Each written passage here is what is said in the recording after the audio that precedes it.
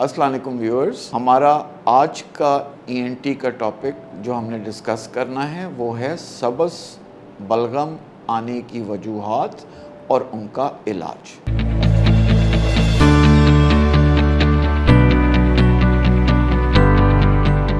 मेरा नाम professor doctor Ayub है।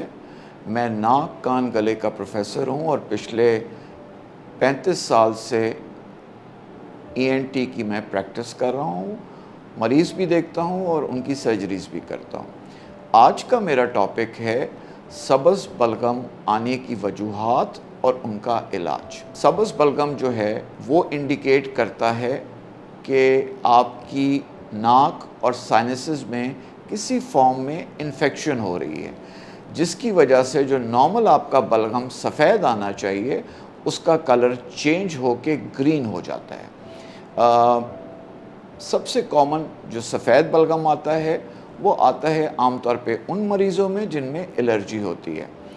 एलर्जी जिन पेशेंट्स में पुरानी चल रही हो उनके अंदर इन्फेक्शन हो जाती है, क्योंकि सिक्रीशंस साइनसेस के अंदर रुकती हैं और उसमें बैक्टीरिया, पहले वायरसेस आती हैं फिर बैक्टीरिया आती हैं और उसकी वजह से बलगम ग्रीन हो जाता है। अब इसके इलाज के बारे में थोड़ी सी हम बात करेंगे। इसके अंदर हमेशा जब भी मरीज़ को देखा जाता है उसके अंदर सबसे पहले आपको मरीज़ को फ़िज़िकली देखना ज़रूरी है, एग्ज़ामिन करना ज़रूरी है। पहले मरीज़ से सारी उसकी तकलीफ़ात पूछी जाती हैं कि जी आपको बलगम आने के अलावा और क्या तकलीफ़ चल रही है। मसलन आपकी नाक तो बंद नहीं चल रही, अगर नाक बंद चल रही है तो आपको थोड़ा सा और इंडिकेशन मिल जाती है कि क्या है। इसके बाद मरीज़ का मुआयना किया जाता है। आमतौर पे ग्रीन बलगम जिनमें आ रहे होते हैं, जैसे मैंने बताया, उनके अंदर सिक्रीशंस आमतौर पे नाक और साइनसेस में रुक रही होती हैं, तो उनमें आपको मोस्ट कॉमनली या तो नाक की हड्डी टेढ़ी मिलेगी या नाक के अंदर आपको गुदूदें बड़ी हुई मिलेंगी। लगता है बाजार के खाने बहुत खाते हो। जी डॉक्टर साहब, मैं ये मेडिसिन प्रिस्क्राइब कर रहा हूँ, वो आप ले लेना। अब कोई भी मसला हो तो मरहम से डॉक्टर की ऑनलाइन कंसल्टेशन बुक करो, क्योंकि डॉक्टर से बात होगी अब घर पर। इनको एग्जामिन करने के बाद फिर हम इन्वेस्टिगेशंस करते हैं। आजकल नाक के लिए गोल्ड स्टैंडर्ड इन्वेस्टिगेशन जो है वो सीटी स्कैन है।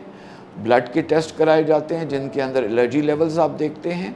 जब ये आप सारी चीज़ें करा लेते हैं तो उसके बाद ट्रीटमेंट होती है। ट्रीटमेंट बलगम के लिए दो किस्म की होती है। एक, अगर मरीज़ को सिर्फ ग्रीन बलगम आ रहा है तो उसका मतलब है कि उसकी साइनसेस में इन्फेक्शन चल रही है, तो उसमें आम तौर पे आपको डीकंजेस्टेंट और एंटीबायोटिक्स दी जाती हैं ताकि आपकी नाक की जो साइनसेस ब्लॉक्ड हैं वो खुल जाएं और एंटीबायोटिक से जो इन्फेक्शन है वो ख़त्म हो जाए। मुस्तकिल इलाज की तरफ अगर आएँ तो उसमें फिर आपको नाक की सर्जरी करनी पड़ती है। डियर व्यूअर्स, अगर मज़ीद टॉपिक के बारे में जो डिस्कस किया है आपका कोई भी सवाल है तो आप कमेंट सेक्शन के अंदर पूछ सकते हैं, या अपॉइंटमेंट लेना चाहें तो मरहम के थ्रू आप मेरी अपॉइंटमेंट ले सकते हैं। मैं पूरा हफ्ता प्रैक्टिस करता हूँ शाम के अंदर 6 से लेकर 9, जो अवेलेबल हैं टाइमिंग्स मरहम की वेबसाइट पे। Thank you very much.